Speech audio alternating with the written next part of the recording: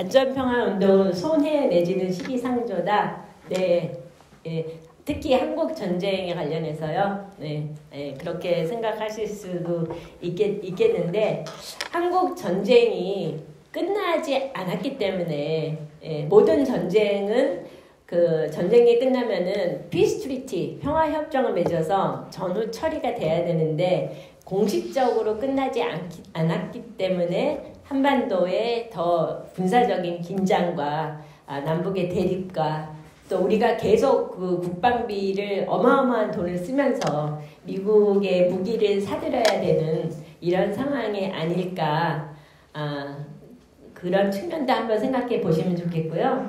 그 다음에 현대사에 있어서 전쟁이 정확하게 끝맺지 않고 70년이 넘게 휴전인 상태로 있는 전쟁은 한국 전쟁이 유일하다고 합니다. 네. 그러니까 한국 전쟁이 그만큼 현대사에서 굉장히 독특한 위치를 차지하고 있는데 물론 미국의 그 군산복합체라든가 아직 미 정부하에서는 북한을 적대 세력으로 몰아야지만 자기들의 입지가 더 유리하다고 생각하는 그런 그룹들이 많이 있기 때문에 이런 아까 미 의회에 이런 한반도에 한국의 전쟁을 종전을 해야 된다는 입장에 아직은 찬동하지 않는 그런 세력들이 많이 있습니다. 하지만 그런 세력들도 우리가 결국은 전쟁과 평화를 볼 때 어느 선을 택할 것인지 또 우리 민족이 남이나 북이나 행복하게 인간답게 살려면은 이 전쟁 상태가 계속돼야 되는지 아닌지 이런 좀 원칙적인 문제를 한번 생각해 보시고 다시 한번 생각해 보시면 좋을 것 같습니다. 네. 만약 철수가 북한에 쳐들어오면 우리 손해 되잖아요. 예를 들어서. 글쎄요. 미군 철수란 문제는 또 굉장히 좀 까다로운 문제이긴 한데 철수한다고 해서 북이 바로 쳐들어 내려올까요? 네, 저는 그렇게 생각하지 않는데요. 네, 물론 그 유대계의 도움을 직접적으로 많이 받고 있고 또 이스라엘과 그 연결이 많이 되어 있는 언론사일수록 이런 팔레스타인 연대 시위를 이거는 반유대주의자들이 하는 거다. 테러를 일으킨 거는 하마스지 원래 이스라엘이 아니다. 네, 이런 입장을 계속 설파해 나가고 있는데요. 그래도 다행인 것은 콜롬비아 대학 같은 그런 사태, 또 UCLA의 경찰이 이렇게 침입해가지고 학생들을 막 무자비하게 잡아가고 이러한 현실들을 미국 언론들이 다루거든요. 네, 미국 뉴스에 다 다루어지거든요. 하기 때문에 국민들이 보고서 이게 그럼 과연 어떤 방향이 옳을까라고 생각할 여지를 주는 거죠. 물론 그 언론들은 팔레스타인 연대 시위와 또 친이스라엘 시위 양쪽 입장은 다 다릅니다. 다르지만 우리나라처럼 진보 언론만이 우리가 어떤 한반도의 평화나 통일을 위해서 뭔가 행동이나 활동을 했을 때 진보 언론과 보수 언론이 완전히 그 보도하는 게 너무나 상이하게 다르잖아요. 네. 그 정도로 미국 언론이 척박하진 않고요. 한국의 언론보다는 조금 나은 상황으로 생각할 수 있을 것 같습니다. 우선은 민주당이 굉장히 불리하다고 생각합니다. 네, 이런 학생들의 그런 요구와 주장이 민주당 정부가 이스라엘을 계속 무조건적으로 옹호하고 이스라엘의 인종청소를 주둔하고 지원하고 하는 입장에 굉장한 분노를 느끼는 이런 상황이기 때문에 민주당이 절대적으로 불리한 그런 측면이 많아지지 않을까라고 생각을 합니다. 현재 여론은 어떻습니까?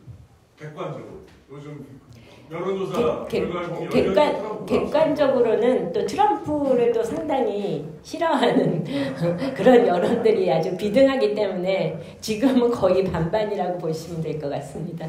네. 지금 트럼프가 이제 그 형사 범죄의 유죄에 해당한다라는 이런 법정에서 굉장히 기록을 많이 만들기 위해서 그 민주당 측에서 아주 노력을 많이 들이고 있는데요. 네, 트럼프가 과연 그걸 어떻게 헤쳐나갈 수 있을지 주목이 되지만 트럼프가 된다고 해서 미국민의 생활이 금방 나아지거나 그렇지는 않을 것 같습니다. 그러니까 미국의 정치가 대의 정치의 한계가 너무나 분명하기 때문에 민의를 제대로 반영할 수 있는 그런 구조가 아니다. 그래서 근본적인 사회 개혁이 필요하다. 이런 데 많은 좀 청년들이 거기에 다가가고 있는 것 같습니다. 네, 한국의 청년들이 언제부터인가 이런 평화나 어떤 사회운동이나 이런 거에 무감각하게 되었는지 또 20대 청년들이 굉장히 이렇게 좀 반동적인 정서가 많아지고 있잖아요. 이러한 원인들이 한국 사회는 굉장히 이렇게 세대 간의 단절이 돼 있기 때문에 더 그런 현상이 오는 것 같아요. 네, 우리가 전쟁을 겪은 세대, 또 IMF 세대, 이렇게 세대별로 경험치가 너무나 다르기 때문에 서로의 공감대가 없어요. 서로의 공감대가 없으니까 소통도 잘 안 되고, 또 우리 지금 이렇게 그 사람들이 다 이렇게 분절화되는 시대입니다. 네. 지금 전국적으로 1인 가구가 몇 %에 달하는지 여러분 아시고 계세요? 40% 가까이. 네, 40% 가까이 됩니다. 네. 텔레비 프로그램에 보면은요, 나 혼자 산다, 나 혼자 밥 먹는다, 나 혼자 논다, 뭐 이런 프로그램이 굉장히 많아요. 옛날에 이제 뭐 나는 자연인이다 이런 프로도 있었지만 그거는 이제 남성들이 이렇게 그 식구들을 부양할 필요 없이 좀 산속에 산속에 들어가서 혼자 조용히 살고 싶다라는 어떤 그 로망이 좀 발현된 거라고 볼 수 있을지 모르겠는데 지금의 그 나 혼자 산다 하고는 또 많이 결이 다르거든요. 그래서 왜 이렇게 혼자 사는 게 편안해진 세대가 됐을까? 나 혼자 사는 게 그냥 편하고 재밌는데 우리 공동체가 어떤 식으로 발전을 해야 되고 한반도에 평화가 와야 되고 남과 북이 같이 조화롭게 살아가는 그런 미래를 꿈꿔야 되고 이런 얘기는 아주 저 멀리 전혀 나하고 상관없는 그런 얘기로 들리게 되는 거죠. 네. 그래서 우리 결과적으로는 우리 교육부터 바뀌어야 되지 않을까 이런 생각을 많이 하게 됩니다. 왜냐하면은 미국이 다 잘못하고 있는 건 아니에요. 특히 교육을 볼 때 저는 미국에서 이제 36년간 살면서 아이를 낳아서 키우고 했는데 초등학교 1학년부터 다 협동 숙제를 줍니다. 예, 자기 혼자 잘한다고 그래서 1등이 될 수가 없어요. 다 과제를 팀을 짜가지고 그 팀이 합심을 해가지고 협동을 해서 과제물을 냈을 때 그 뭐 잘한 팀을 이렇게 가리고 이런 식으로 하는데 우리나라 교육은 다 친구를 내가 딛고 올라가야 되잖아요. 친구도 다 경쟁 상대이잖아요. 나 혼자 잘나야 되는 그런 교육이잖아요. 그런 교육이기 때문에 또 특히 교육의 방식이 굉장히 주입식이잖아요. 뭔가 이렇게 창의적으로 생각할 수 있는 그런 여유를 주지 않고 그냥 있는 지식을 막 이렇게 머리에 막 구겨놓으면서 습득을 해야 되는 이런 식이다 보니까 마음의 여유가 없고 또 우리가 분단이 오래 지속되어 오면서 분단의 굉장히 악영향이 나하고 생각이 다르면 그냥 적으로 대하는 거죠. 저 사람은 왜 나하고 다른 생각을 가지게 됐을까라는 거를 소통해서 뭔가 해결점을 찾아보려는 노력을 하지 않고 무조건 나하고 생각이 다르면 적으로 대하는 그런 발전이 계속되다 보니까 이렇게 젊은이들이 사회 문제에 둔감해지고 그냥 나 혼자 편하고 우리 가족이 편하고 이러면 되지 않았는가. 그래서 이제 결혼도 안 하고 결혼도 하나의 단체 생활이니까 저출산으로 이어가고 국가 소멸까지 염려해야 되는 그러한 시기에 달하지 않았나 이런 생각을 합니다. 근데 지금 강태영 회원이 제기한 이 문제는 뭐 제가 답을 제시할 수 있는 문제도 아니고요. 우리가 정말 심각하게 이 한국 사회의 미래에 대해서 논의하고 같이 한번 진지하게 얘기를 해봤으면 좋은 그런 주제입니다. 네, 미국의 정치인 중에서 그 친이스라엘이 아니라 이스라엘 인종 청소를 멈춰야 된다 이런 정치인들이 있긴 있을 텐데 아직 언론에서 이렇게 크게 보도가 안 되고 있다 보니 제가 지금 언론 이름을 얘기할 수는 없는 상황인 것 같은데요. 미국의 그 정계가 유대계의 아메리칸 이스라엘 퍼블릭 액션 커미티라는 그 AIPAC이라는 그런 이스라엘의 정책을 옹호하는 그러한 로비 단체로부터 어마어마하게 그 정치 지원금을 받고 있어요. 미국의 정치인들이, 대부분의 미국의 정치인들이. 그래서 그 이스라엘의 그 재정 지원을 받지 못하면은 어떻게 되나, 그러한 두려움 때문에 언론에 그 자기들이 소신껏 발언을 하고 이러는 현상이 굉장히 적은 것이 사실입니다. 특히 이제 지금 한국의 정치인 중에서 미 정계에 나가 있는 의원 중에 코리아 평화에 굉장히 역적 같은 일을 하고 있는 그런 정치인들이 있습니다. 영킴 의원이라든가 또 미셸 팍이라든가 두 사람 다 그 LA 쪽의 정치인인데요. 이 사람들은 평화협정이라든가 이런 거는 굉장히 위험한 일이다 라고 신문에 적극적으로 칼럼까지 내고 한반도의 평화에 굉장히 역행하는 이런 일을 해오고 있는데, 이분들이 이제 지금은 2선인데요. 이제 3선을 향해서 가고 있는데, 한국 정치인이라서 무조건 뽑아준 그러한 재미한인들이 많았어요. 그래서 그런 재미한인들이 한국 사람이라고 무조건 그냥 다 뽑아주면 안 되겠구나, 이런 결과가 나오는구나 라고 이제 하나의 깨달음의 기회가 됐는데요.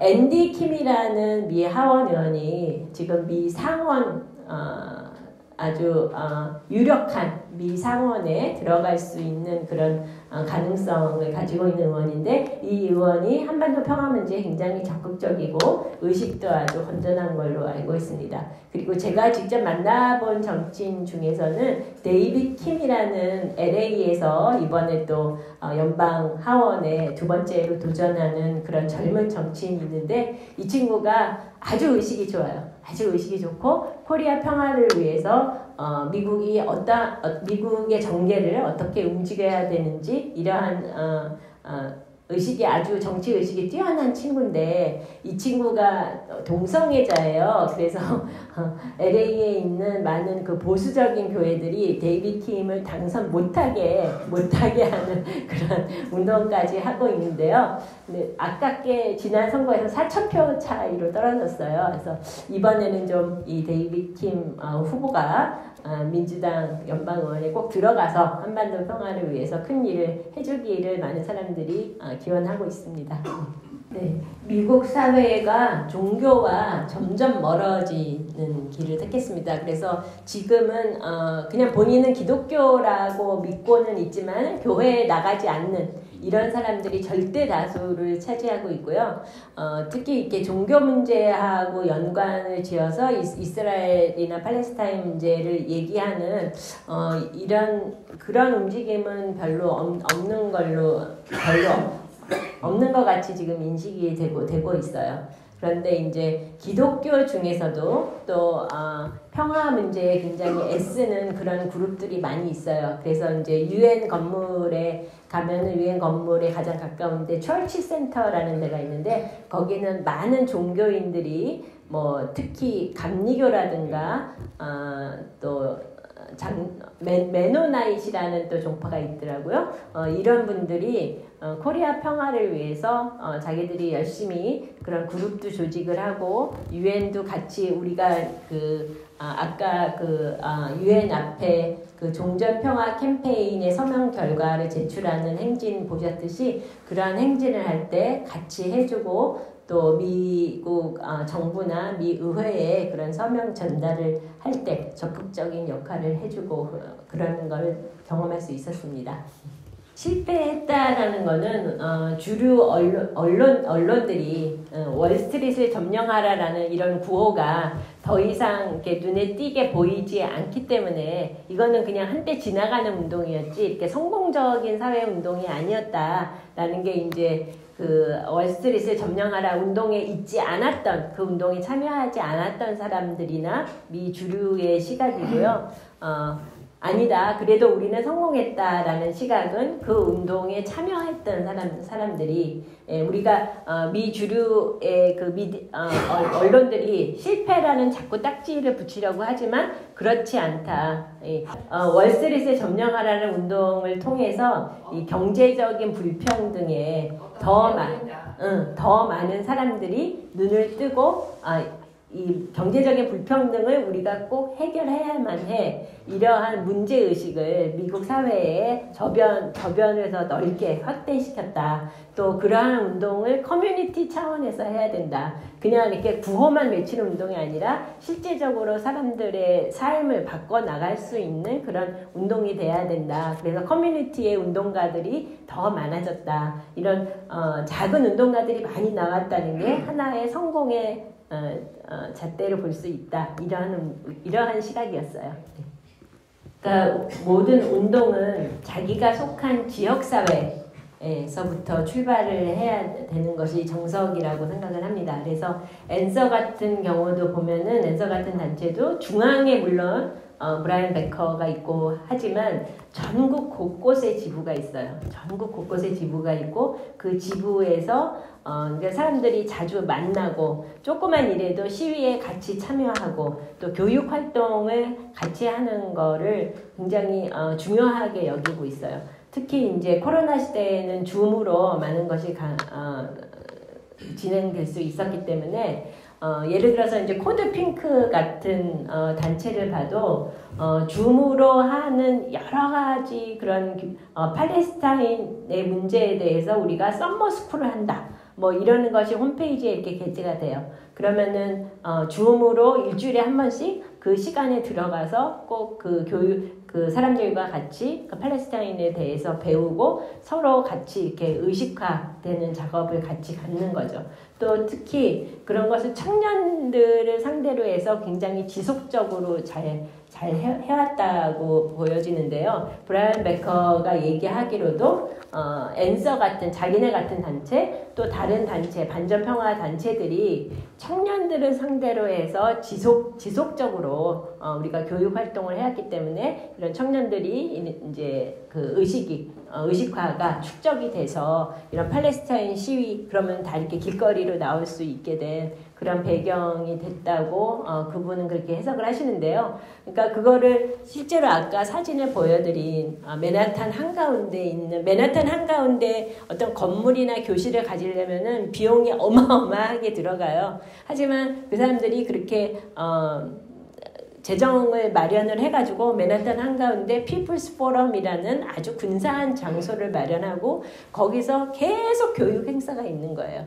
제가 본 것만 해도 미국의 노예제도를 어떻게 우리가 근본적으로 다시 볼 것이냐 뭐 이런 주제라든가 팔레스타인과 노동자 문제를 우리가 어떻게 볼 것이냐 뭐 이런 여러 가지 그런 심각한 주제로 거의 매일 저렇게 사람들이 모여서 같이 얘기하고 또 같이 밥 먹고 같이 이렇게 공동체적인 삶을 같이 배워나가는 배움 공동체라고 할까? 그런 배움 공동체가 아주 많이 발달돼 있어요. 그렇기 때문에 그런 의식화가 가능하지 않을까 싶습니다.